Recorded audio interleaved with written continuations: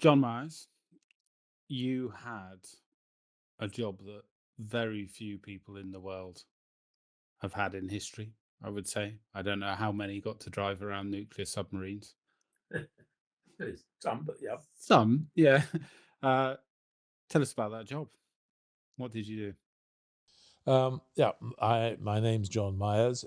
I was a submariner for 18 years of my 21 years in the Navy. I retired early because I decided I wanted to do something else as a lieutenant commander. But I passed Perisher, which is the submarine captain's 6 months exam to decide whether you're going to be fit to drive a submarine or not. It's called Perisher now because you perish, you never go to submarines again in your life. If you pass the Perisher. It's a big sort of exciting thing to achieve in your life. I started out in diesel electric submarines, known as conventionals, and practically every fish name you can think of. So walrus, sea lion, finwell were three of the submarines that I was the navigator of. Very keen on sport. We always used to win the rugby. I always used to invent sports for us to do.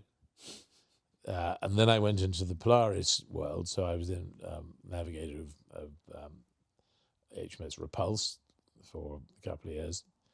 I then went to Australia. And in Australia, I was on exchange and I drove an Australian submarine, a conventional submarine. Best 2 years of my life. Marvellous. Although the Australians were a little bit peacetime happy, I suppose. They would only go to sea in the weekdays. So you'd sail on Monday and come back on Friday, and the families would be able to see you at least at weekends and maintenance periods. Well, that wasn't what I wanted to do. I wanted to see the world down south. So as soon as I was given command of Onslow, which is the submarine I drove, I said, "Can I write my preg? Can I do what I want to do?" They said, "Oh yeah, absolutely, John. You tell us what you want." So I said, "Well, I'm going to see you for the first time for 2 weeks." No. We sail on Monday and come back on Friday. I'm sorry. You said I could do it. We're going for 2 weeks. I had people, chief petty officers, knocking on the door. Sir, it's my sister's birthday and the wedding. My wife's absolutely. And I said, "I'm terribly sorry. This is the Navy, and as far as I'm concerned, you do this every now and then." So off we went for 2 weeks. And we got back, and first of all, the boys quite enjoyed it because I took them to a couple of places. We went to Cairns with the Barrier Reef, which you could never get to before if we'd only go for 5 days. We went to Norfolk Island. I didn't tell the Australian admirals I was doing that, so I got a bit of a rocket for that. And then we came back. And the wife said, "Actually, it was quite fun because I was able to go and see my mother who lives in Queensland, and I could get there. And we had a few days there. There was no rush, and I saw so and so. Yeah, it was okay." So I said, "Well, that's good because the next time we're going away for 5 weeks." So I really enjoyed that, and then I got back from Australia. They put me straight into a HMS Resolution and another Polaris submarine, refitting in a dry dock in Rosyth dockyard. I arrived in the middle of November. It was piddling with rain. It was freezing cold. And there was this derelict submarine in bits. And I was going to be there, driving this submarine in a year's time. I thought, I'd just come from Sydney. And I thought, what the hell am I doing? do? Anyway, that was fine. Drove that for a year or so. And then I decided it was time to move on. So I did. So I retired from that and then had the last few years of my life in Hong Kong.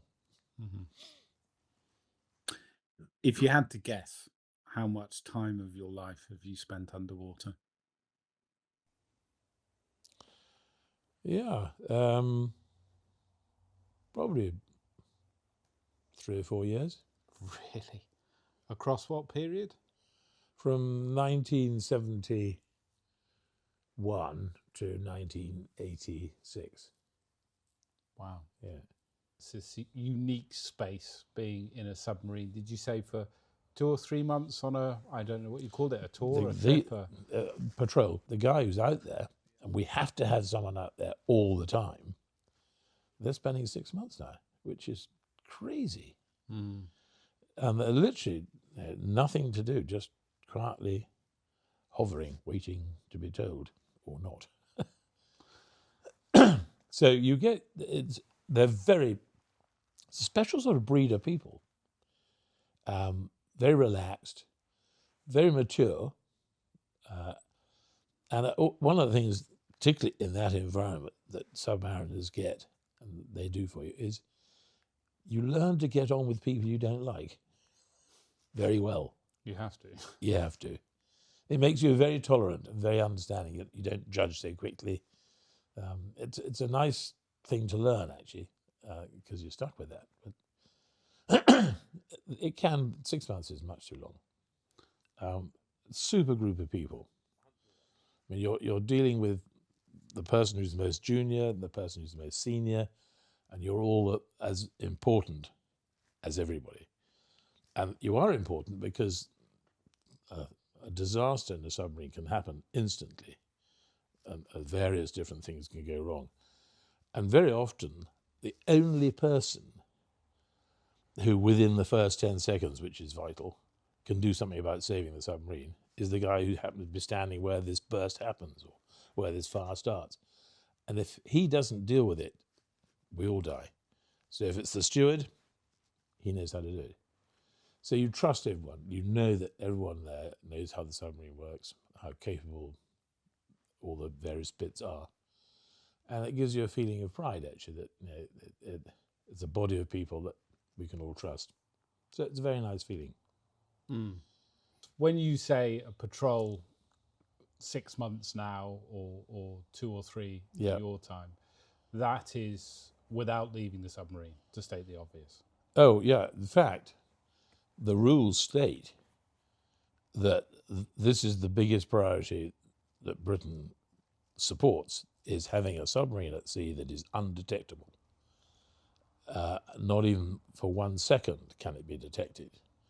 And we very strongly believe that we have never had a submarine detected in the 50 years, I think, we've had the deterrent. So that's the number one priority, to keep that. Everything else that needs to be done will be done to keep that submarine quiet and at sea. So if somebody gets appendicitis, or we did have a doctor on board, just a young lieutenant doctor, and if it's a really serious injury, the rules state bad luck. If the doctor can't fix him, he dies. Mm. And to my knowledge, that's never happened. But in my I don't think, certainly in my experience, it hadn't. We've had some near misses, but no. Mm. So it must be incredibly stringent health checks before you go on patrol then. Yes. Regular assessment. I think I don't remember it being special, but we obviously were checked. And you had a week or two before you actually went on patrol doing exercises at sea, so anything that might have developed then would have been spotted. The great thing about it was all the things that normally affect people when in the normal life is bugs and viruses and so on, like colds and flu. Well, the atmosphere inside the submarine is controlled. So there are scrubbers to take out carbon monoxide. There are generators to generate more oxygen and keep the level absolutely right. So after about a week or so, any bugs and viruses would have been removed. Mm. And we're just getting this generated, manufactured, proper balance of the right gases. So actually, after about a week, nobody has a cold, nobody has flu. We're absolutely as healthy as hell. Where are you going to get it from? There's nothing. Yeah, exactly. Okay. So generally speaking, it's not going to suddenly, after 3 weeks, oh, I got a cold. Where from? Tell me about the submarines that you worked on. I had a variety, and I started off in what they called conventional. I don't know why we called them conventional, but basically diesel-electric submarines. And then after that went into the nuclear submarines. which of course much faster and more capable and so on. And I would describe the difference between the diesel electric submarine is an E-type Jaguar. The nuclear submarine is a Rolls Royce. Both jolly nice, but I prefer the E-type Jag. A little bit more fun, slightly more reckless, and obviously you don't have to be quite so worried about the environment that might be destroyed if you did something stupid. So the great fun about the diesel electric submarines is you didn't go away for too long, because in those days they weren't really submarines, they were submersibles. You would passage on the surface, so to get from one place to your next operation you were on the surface, which in rough weather was horrible. We used to have an expression, conventional submarines roll on wet grass. I mean, really uncomfortable. Dived, lovely. Another very good reason for being in submarines if you're seasick. When you're dived, it's completely calm. It can be a force 10 hurricane up there, and you're below, say, 100, 120 feet. Absolutely, just like we are now, nice and calm, nice and warm, get on, do your stuff. But when you're on the surface, horrible, if it's rough. So we would get many less restrictions where we could go, because we're much smaller. We can get into little inlets, and we can get a lot more visits and harbours and things, because in the early days, a lot of people were not happy with nuclear submarines going their harbour because everyone was terrified about radiation. So they had less fun zooming around the world, but probably much more fun operationally. So the nuclear submarine, we'd be up north in places I can't even describe, following people's other submarines from another navy that we weren't actually aligned to. Or we'd be out. I spent a fair amount of my time in the ballistic missile submarines, which were Polaris then, now Trident. And we would just go to sea and spend 2 or 3 months at sea, sitting there doing 2 knots, very quietly, nice and deep, waiting for the Prime Minister to tell us to fire. And if after those 3 weeks he hadn't told us to fire, we'd come home and someone else would take over. As far as I'm aware, that didn't happen. I would have heard about it. Absolutely. We did lots of practices. And there's a very good film called, I think, Crimson Tide or Crimson Dawn. Gene Hackman and Denzel Washington. One of the few films about submarines and so on, which is very accurate in many ways. I was curious whether Hunt for Red October or Crimson Tide was a more accurate representation of your life. Crimson Tide was much more accurate. In fact, some of the war cries and the procedures they went through was spot on. Whereas Hunt for Red October was a bit ridiculous. However, it was a good yarn. But the fact is that there was one scene where they were being chased by the Russian submarine, and you saw on the film these submarines whizzing around, passing undersea mountains and things, and turning left so they didn't hit it. I mean, that's utter nonsense. Let's say the depth of most of the Atlantic is that much. The submarines are operating in this bit. When nowhere near the things at the bottom. That's ridiculous. They do like to show the bottom, don't they? I think it adds perspective that makes the screen more interesting. And I mean, of course, you can get closer if you get closer to the shore. And I have run aground once or twice very gently. Have you? So there's some, particularly when you're in very shallow waters and you're doing various things, it doesn't matter too much as long as you know it's there, because it's just a bit of a slosh and then you just come back up.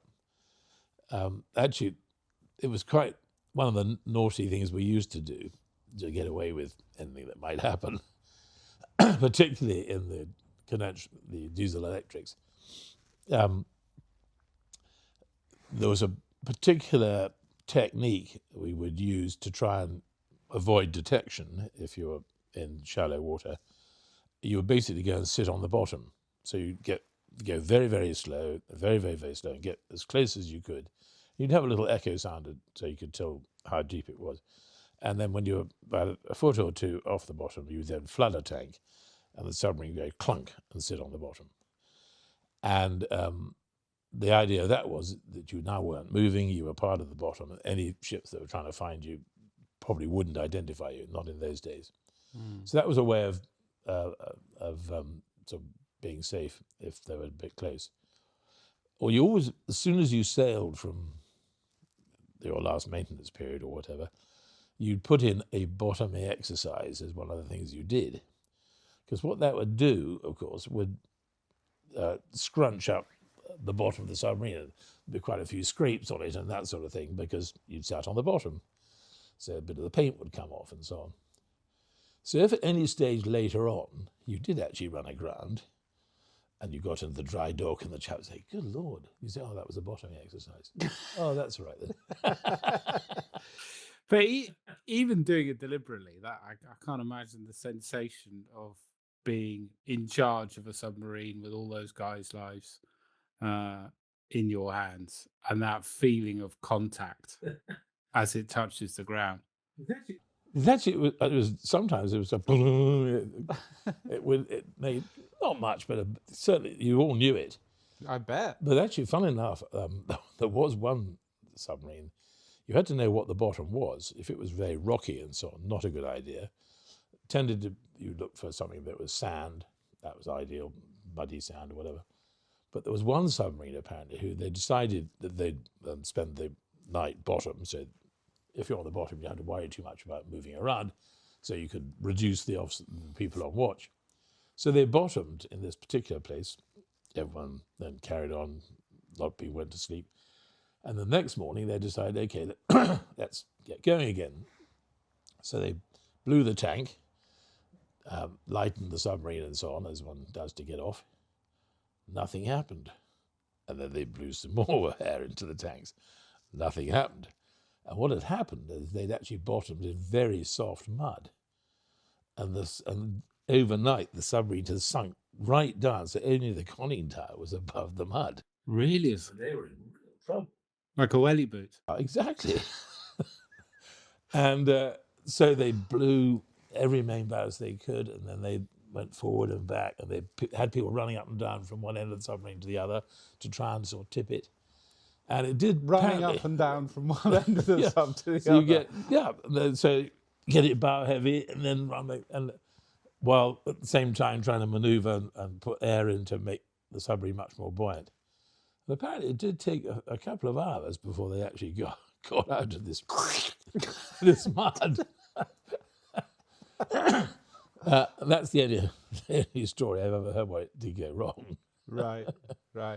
If I suppose there's two very different machines that you're living in.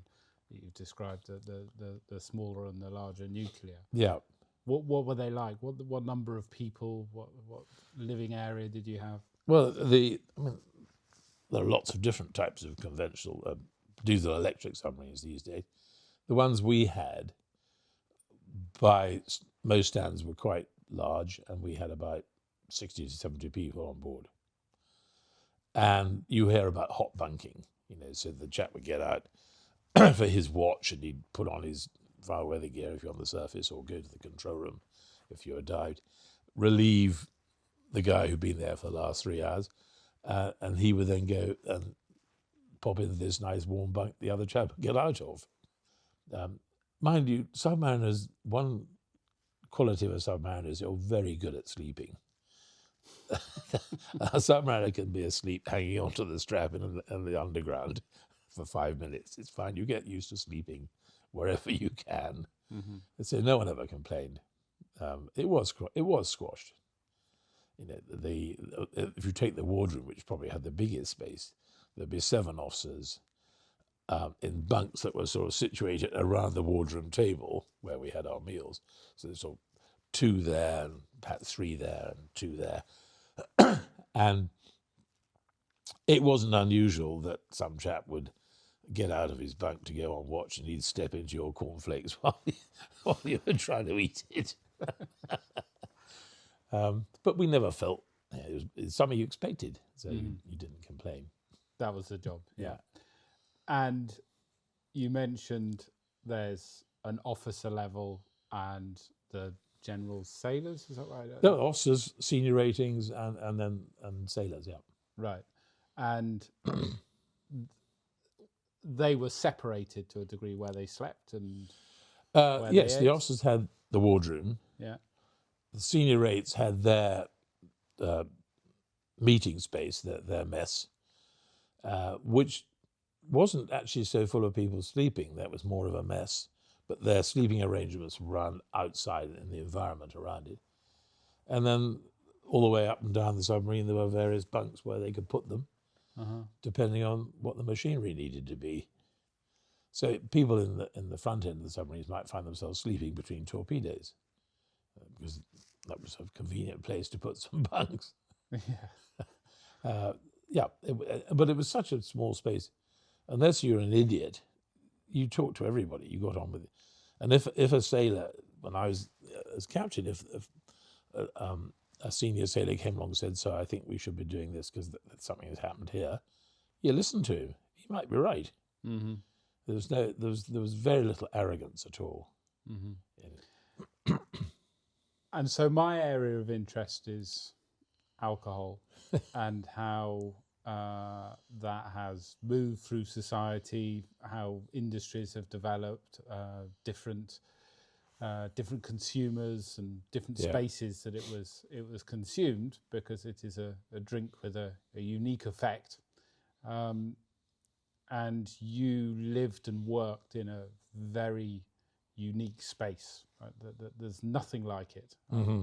Alcohol, first of all, it was permitted. You were in command of a nuclear-powered vessel with a nuclear armament on board. Yes. But alcohol was permitted.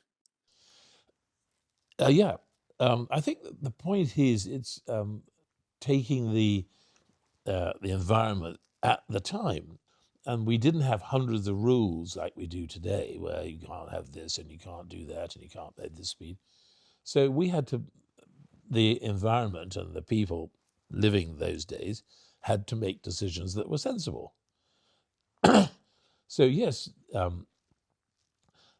we, the officers, could drink whenever we liked. The senior rates could drink whenever they liked.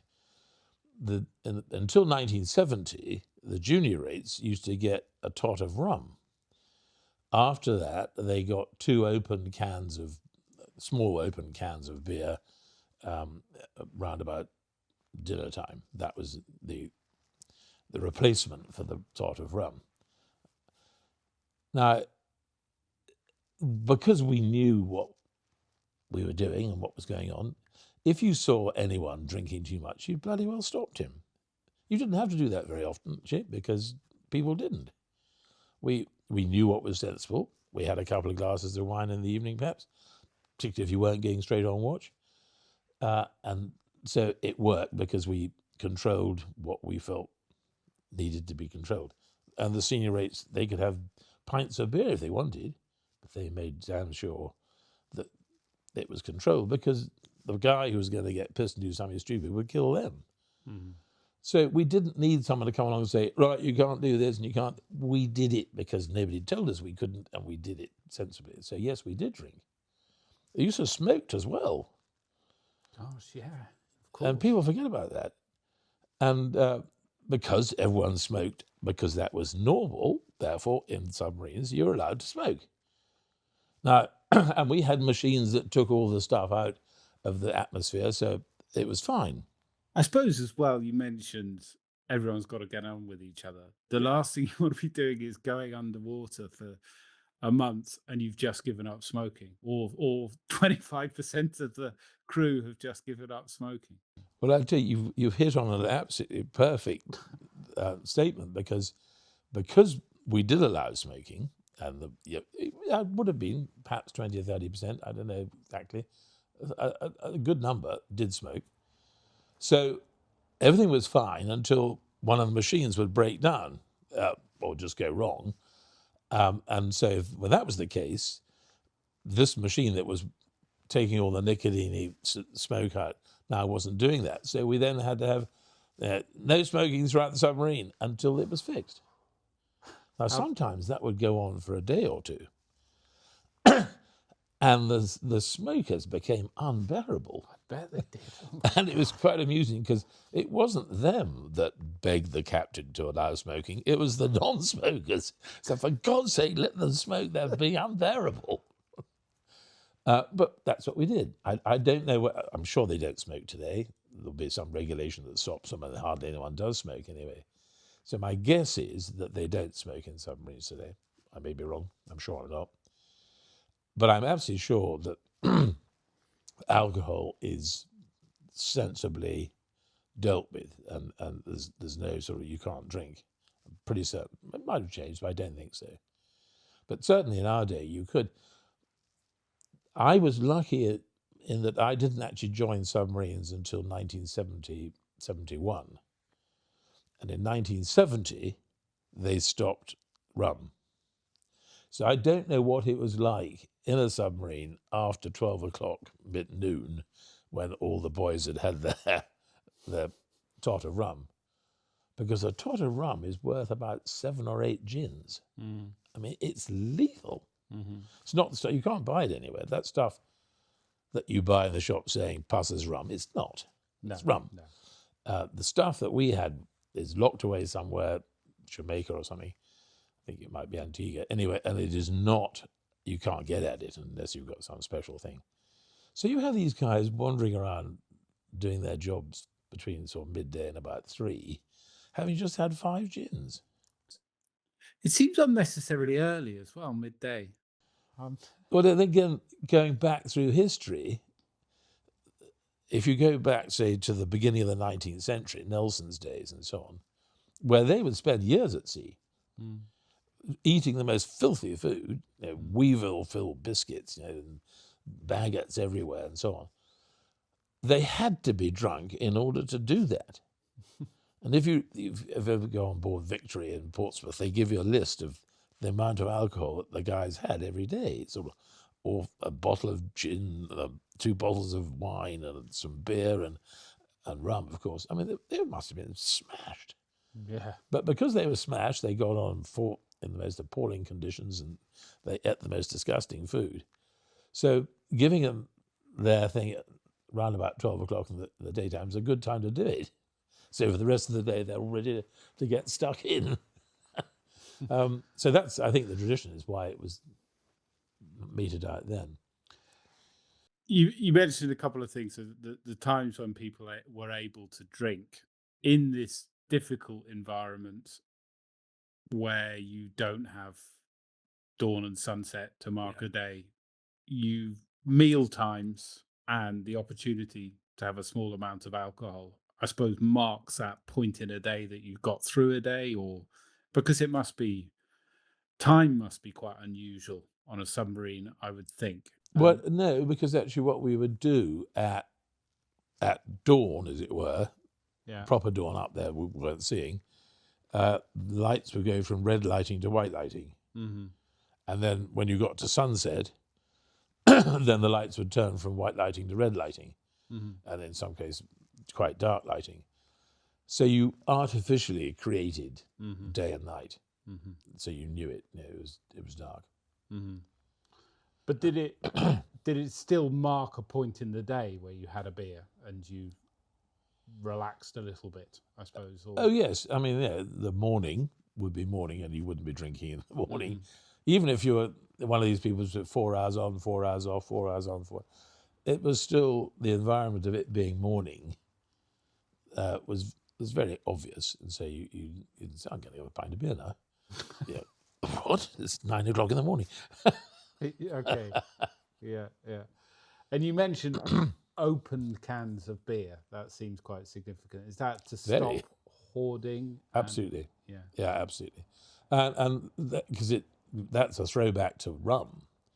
People used to try and hoard rum, and that was really tightly controlled. I mean, the amount of regulations and the amount of things that we did to try and stop people trying to do this, keeping their rum aside and not drinking it.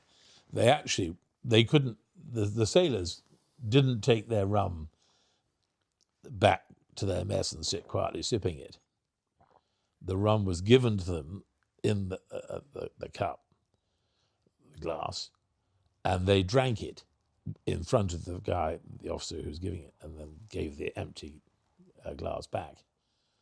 So that was the way it worked. Now, people did try all sorts of things. They would try and get some of the resids that was still in the rum barrel at the end of the issue, and that was all, again, they tried to stop it. People eventually somehow got round some of them.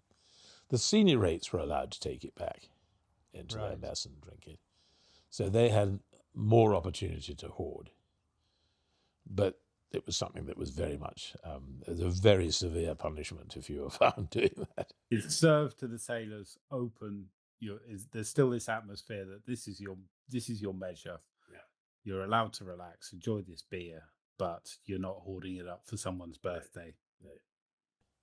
Well, no reason why they should be given beer, but they were, because it was decided that it was a nice thing to give them. Mm-hmm. Instead of not having rum. Nobody enjoyed the rum. Drinking the rum was horrible. And I remember drinking once or twice, because officers didn't have rum, but you had a chance to see what it was like. And as you poured it down your throat, your mouth was full of saliva and you were dribbling out, desperately trying to listen, eyes watering. There was no pleasure in it at all. No. But of course you did it because you didn't want to be seen as someone who didn't do it. Have you seen what people pay for one of those original flagons now? No. Yeah. They are extremely sought after. How do they get them? I understood it's practically impossible to get them. Which is one of the reasons why it's so expensive. Yes. Yeah. I've never tried the original, but people are now talking very favourably of it as rum. But I think equally they're recognising what a sentimental kind of moment that is and how that connects to a very, very different past. So, well, don't forget, it was basically classified as a medicinal thing. Mm-hmm. So, for instance, the army had it for medicinal purposes. If the guy was really badly wounded or whatever, and they didn't have any anaesthetic or something, or there was some reason like that, they would be given a tot of rum. That was quite unusual, I believe, whereas we got it every day. But it was for the medicinal purposes, stop your teeth falling out. That was the original idea of it. Mm-hmm. Admiral Grog Vernon was the man who decided that there was one way of stopping the sailors having terrible teeth, was giving them vitamin C. Mm-hmm. This was the stuff. Yeah, the grog with the citrus. And I think if the people who are buying a thing and then buying a flagon and saying that I'm enjoying it, they're probably having that amount with some water to make it so that it doesn't go down too viciously. You hinted that people found ways around it, and at times there could be issues still with alcohol. Probably 70% of the misdemeanors that were brought in front of the captain for sentencing, or for the little courts that would have on board every now and then, captain's table, 70% of those would be something to do with rum. Somebody did something because of. So it was a pain in the arse from the point of view of regulation.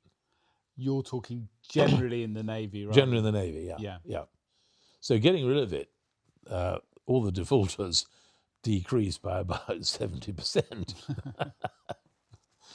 Now, unfortunately, the biggest number is unfortunately the mixing of the two sexes. They get so many problems now because of that. And that's unfortunately it's foreseen. You know that's going to happen. Coming back to submarines, actually, even with this small measured amount of beer, which is presumably not a particularly strong beer, 4% or something. Yeah. What type of beer? Well, actually, funnily, the senior rates had Courage Sparkling. Right. Which is bloody powerful. I mean, 8 or 9 at least. Really? Oh gosh, you have a pint of Courage. We could only get it at sea. It was a sort of export type beer you couldn't buy in the pubs. I don't know why they made it so powerful, but it was very popular. It tasted good, but after a pint, you knew you'd had a pint of beer. So they had quite powerful stuff, but the boys would have something like Heineken or Carlsberg, that sort of thing. So lager normally. 4%, not too strong. And by a can, you're And the smaller can, not the big can. yeah, That size can. yeah, yeah. So it wasn't specially commissioned beer for the Navy. No. No. We bought the beer.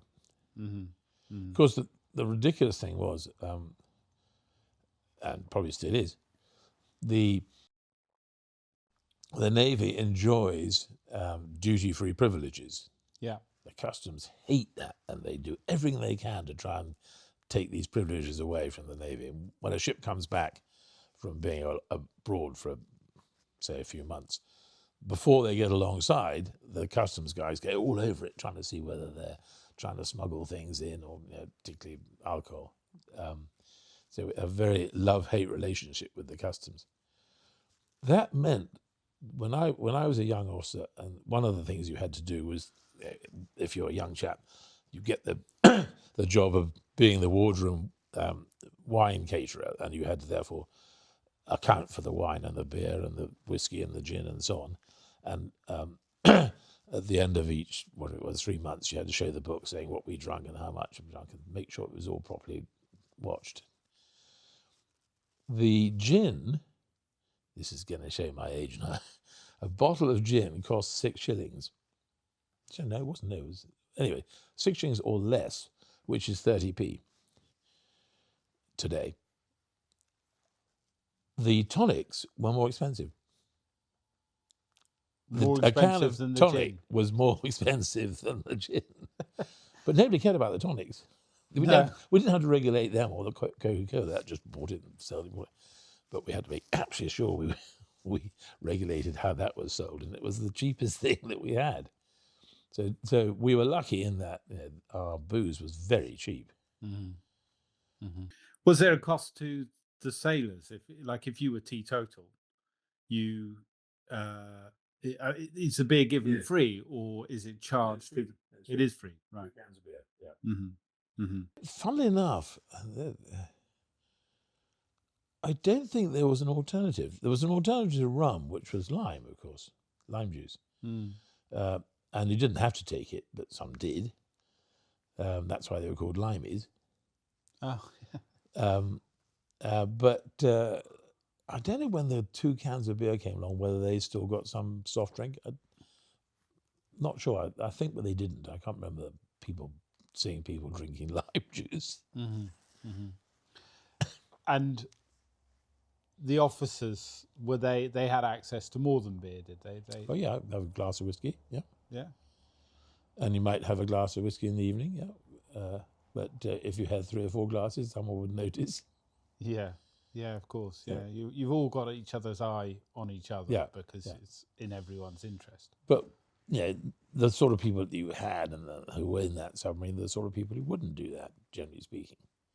So that a very rare occurrence would you have to say to someone, "You're drinking too much." I never remember having to do that. Mm-hmm. Mm-hmm. And surface ships used to get 1 or 2. I remember actually. There are some types of people, alcoholics, real alcoholics, who they don't look drunk. They don't behave drunk. No. But they are. We had a chap. He was a chap who'd come up from the ranks. So he was an old and bold lieutenant. Must have been, when I say old and bold, for us he was. But he was about 37, 38. Been around, knew his job. Very, very good at his job. In the morning at breakfast, he'd come in and have 2 pink gins, just chuck them straight down. And he'd have another cup of few at lunch and so on. Absolutely steady as a rock. Totally so. You would never know he was an alcoholic.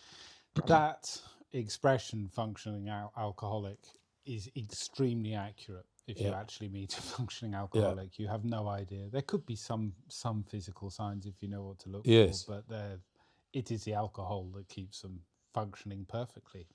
But doesn't seem to destroy the brain. Well, not immediately anyway. No, they will cease to function if they don't have the alcohol. That is very much the point. And I suppose, there's keeping the machine running, keeping everyone safe, but the leadership role of keeping everyone getting on is even more crucial in a submarine than a ship, I should think. Which is why I loved it, because a huge band of brothers, as they call it, whatever. It was great, and the lovely thing about it was that if you're good enough to a decent sort of chap, your submarine was you. The whole attitude, the way people behaved, what they did was you. They sort of picked up your habits. If a very friendly submarine was very neat and tidy, submarine always got there first. It was you. I mean, all the submarines I ever served in were always brilliant at sport because I just loved sport. and we always won all the things, just because it was you. It was lovely, and it was a very bad for your ego in a way, because when you threw the last line ashore and set off for the next few months at sea, you were God.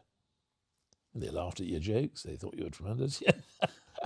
It was, and it didn't go to your head at all. At least I didn't find it went to my head, but I loved it. It was a very nice environment which you enjoyed.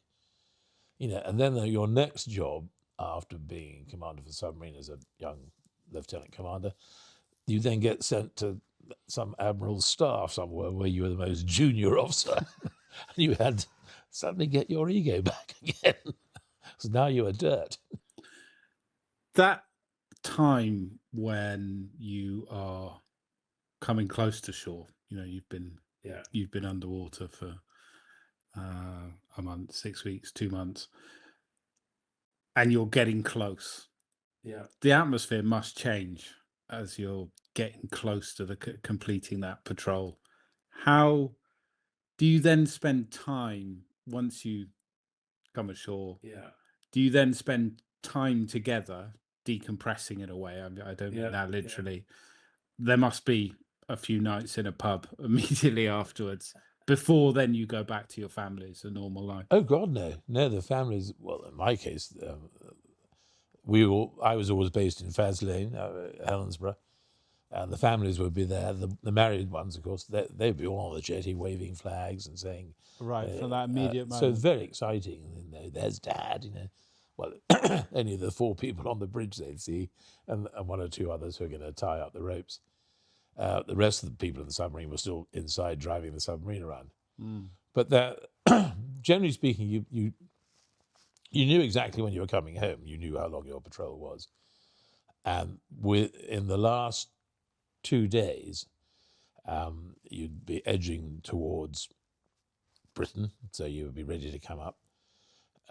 Sometime in the last 24 hours, you get the signal that your relief submarine is now out there and they've taken control. They're now the submarine. So you suddenly come off the responsibility of being a deterrent. And everyone then starts scrumming out and getting ready, and they all start shaving probably and having a decent shower. So there's all that tremendous amount of activity of people getting ready. You then surfaced about 12 hours before you got alongside. You surfaced off Ireland, and then you come in on the surface. Being on the surface in a nuclear submarine is lovely because it's very quiet. There's no noise. And sunset and sunrise on the bridge of a submarine is just gorgeous. And a lot of dolphins, of course, around, jumping around. The problem was that you couldn't go straight in because as you hadn't been able to talk to anybody in the world for the last 3 months, you never transmitted because you get detected. You'd receive. So we were able to get in a position so we could listen to the Calcutta Cup being played. We'd all be listening to the FA Cup, or it was. We could hear stuff, and we used to get familygrams, little messages from our wives and sweethearts, but we couldn't send anything out. So if something terrible had happened while we were away, we couldn't tell anyone. If we detected, say, a Russian or something like that, and we got some intelligence right, again, lots of things that we might have discovered in those 3 months, we couldn't tell anyone. So as we passed Rathlin Island on our way in, a couple of boats would turn up, and about 5 or 6 spooks, senior intelligence guys, would jump on the submarine, and they'd spend the next 4 hours in the captain's cabin with the captain and perhaps the weapons officer and people, and debriefing, right, what happened, what any problems, anything we need to pass on to the one that's out there now that you've discovered. There were all sorts of things we might have found out that need to be passed on to someone. So that was very important to do that before anything else, which was a bit of a bore for the lads who wanted to get ashore. And here was 4 or 5 hours of debrief going on when we were sort of very slowly going up the Clyde. We could have got there, say, 4 hours earlier. So on various occasions, what they would do is they'd try and sweeten that time by one of the people who came on board being a VIP. Now, sometimes it was perhaps the first Sea Lord. Well, yeah, okay, join us. He'd walk around the submarine and say hello. And he was there just basically as a sort of diversion act from these guys doing the debrief. But sometimes they were quite special. And one occasion, we got Margaret Thatcher. And she was youngish then. There was the early days. And she was walking around the submarine with 120 people, 120 men, who hadn't seen a real woman for about 3 months. And so quite a lot of the senior guys sort of, rather flirting with her, or eyeing, oh, it was a woman. She floated off the submarine. Absolutely loved it. She chose to do that for the ego boost. I don't think anyone expected that, but perhaps she didn't either. But No. There she was, surrounded by 120 of the men who liked her more than anyone else had done in a crowd. Anyway, then we get alongside, and the VIP would go, and the spooks would go, and then you had a lovely reunion with your kids and your wife and so on. But unfortunately, you still were running the submarine. You couldn't just leave it because she had to be made ready for the next patrol. And we changed crew then, so that the other crew would take her out. But they had to take her from us first. So in fact, the next day, after you might have been, if you weren't the duty people, somebody had to be on duty the first night, but there were those that weren't would go home. Then they come back the next morning, then frantically getting the boat ready to turn over to the other crew. So it was very busy for about a week. Or about. Then at the end of the week, if your relief, I was a navigator in the early days, if your relief then accepted that you'd given him all he was supposed to be there, so he'd sign the chit saying, yes, I've got all the confidential books, then off you went, and that was it. And then you had a month ashore where you were taking leave, doing some courses and so on, and that was nice and relaxing. And then the cycle started again. And this is an odd question, but Margaret Thatcher coming on board made me think of it. What did a submarine smell like? Ooh, that's a good question. Nuclear submarines, spotless, and because all this machinery that's regulating the air makes it absolutely perfect. But actually, funnily enough, it has a very faint tincture of vinegar. Very, very faint tincture. So it wasn't unpleasant, but if it wasn't like outside. Mm-hmm. And in fact, one of the fun things that you used to do when at the end of your patrol, as I described, you then get on the surface and zoom in.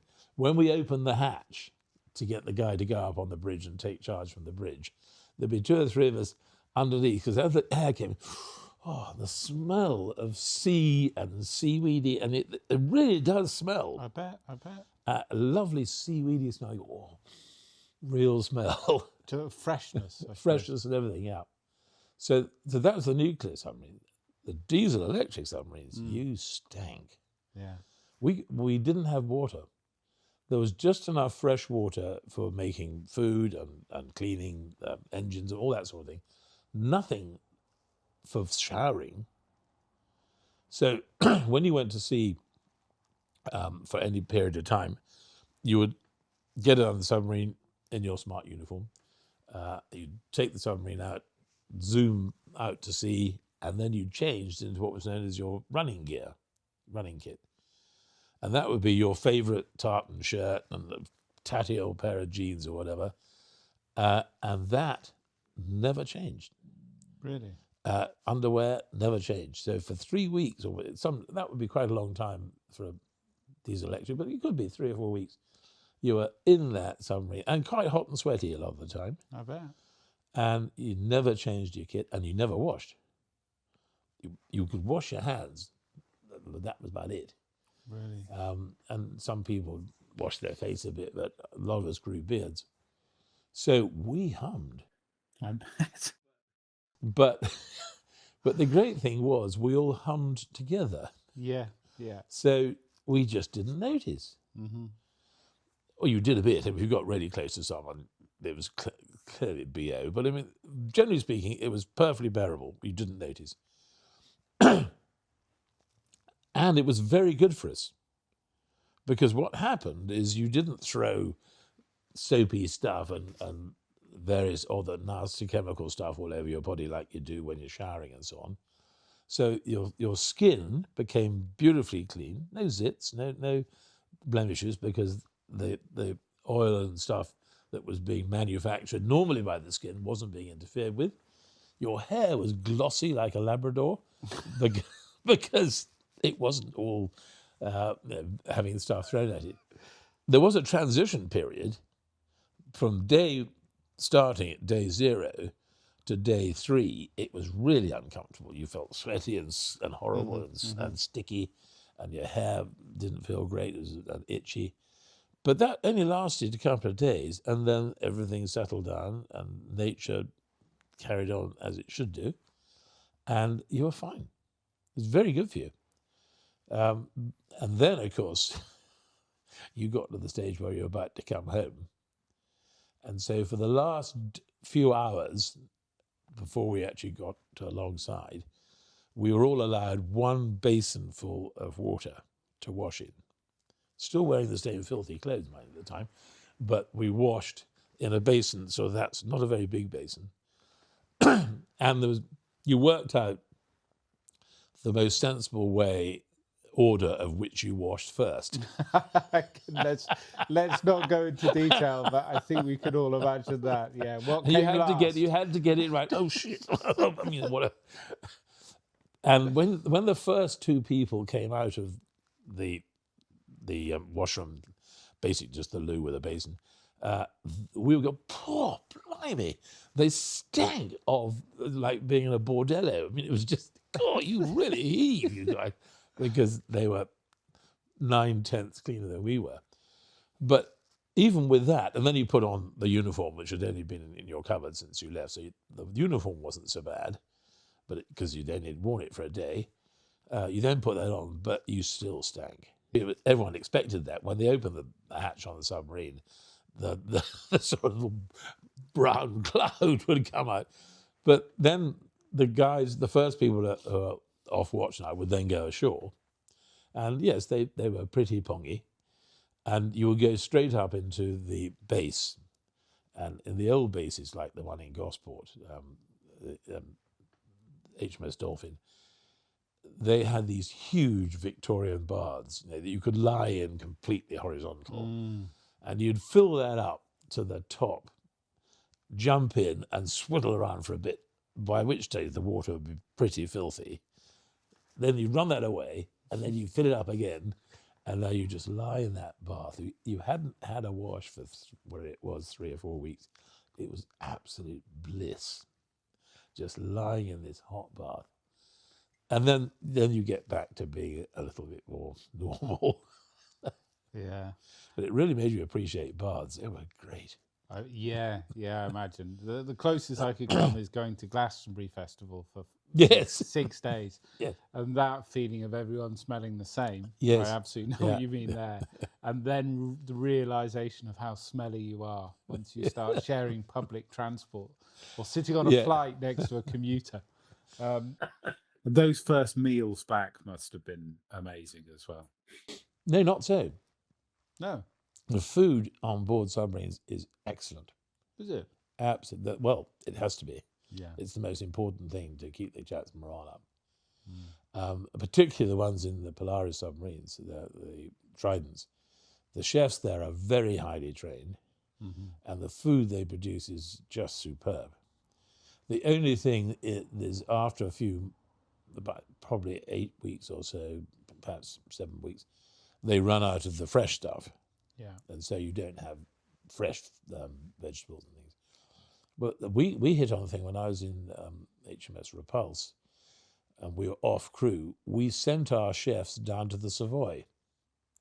And the Savoy they were marvellous. They kept them there for 2 weeks, and they taught them all sorts of exotic cooking techniques and so on. They were thrilled because having these Submariner chaps, it's good for them. And it was quite funny because they then came back and then we went off on this next patrol with these chefs with all these fantastic menus that they'd learnt. And the very first day, whatever lunch was, they had the usual meat and 2 veg and fish and chips or whatever, which is standard. And then there'd be something entrecôte de veau a la something or other. And most of them said, "What's this lot then? What's this muck?" And so it was hardly touched because they wanted their meat and 2 veg. But 1 or 2 would try it. And they say, "Cool, this is quite nice." And by week 2 or 3, everyone was criticising the chicken was much better when you did it in there. So it did work. Food's very good. Was that your idea to send your chefs to the Savoy? It's a very, very good one. No, I get that. The meal times must have been extremely important. That's good. You ate so well. I'm delighted to hear you ate so well. It's actually funny enough. One of the things that the Defence Secretariat gets right. We talk about compo rations. That all the army boys go off and they have compo rations, which are tins of whatever it might be. A lot of sachets now, I should imagine. But I think they have tins of things like steak kidney pie or something like that, or steak kidney pudding. And they are the highest quality. I mean, better than Marks and Spencer. So the combo rations are jolly good. Yeah. Again, you march on your stomach. Well, I think that's great, John. I think we've got a really interesting insight into an extraordinary environment and life. I have to say one last thing. I was sort Please. of holding back a bit. Please. Saying how wonderful we were about being sensible. In the war, they had must have been terrifying and really hard for submariners. In fact, they lost more submariners per head of submariners in the submarine service than any other type of service. So we did lose a lot. And so they probably had a bit to drink when they could. Not necessarily at sea, but boy, did they hit the pubs when they got back to Alexandria or Gosport or whatever. And so there were some of those old submariners were still around when I joined, 1 or 2. And certainly the culture was. And if you were, quite a lot of the times, if you were on your submarine based in Portsmouth, you would sometimes get sent out to Portland, which is a few hours away, where you just literally sit on the bottom or pootle around in a very small area, doing absolutely nothing but being a target for young frigate and destroyer captains to practice pinging on submarines. And so you were just a clockwork mouse, basically. And that's all you did. There was nothing technical. It was, of course, extremely boring. And you'd start at 9 and you get back alongside Portland at, say, 5 o'clock, and then off again the next day. And this is your own side driving around? Just driving around with frigates pinging on you just to see what it's like. So quite often, I can remember a couple of times you get back and there'll be more than one submarine doing this, perhaps. So you get alongside in Portland. The other boat had got there first. So you go alongside them, tie up, and all the officers go straight down to the wardroom of the one that was alongside and basically drink them dry. And when we drunk them dry, we then go back onto our submarine, where we then be in the process of drinking us dry when it would now be 7 o'clock in the morning. And so there were ding, ding, ding, harbour stations. And so we all pile out and get dressed. I mean, we were pretty hungover, but we knew we weren't having to do very much. And off we go to sea. And as soon as we dived, there was just the guys on watch, and the rest were fast asleep, sleeping off the night before. I mean, there was a bit of that culture still, the hard drinking thing. We never did anything stupid, but it was pretty hard drinking. But that died out eventually as the sort of the Second World War veterans retired. I certainly wouldn't do that now. Mm.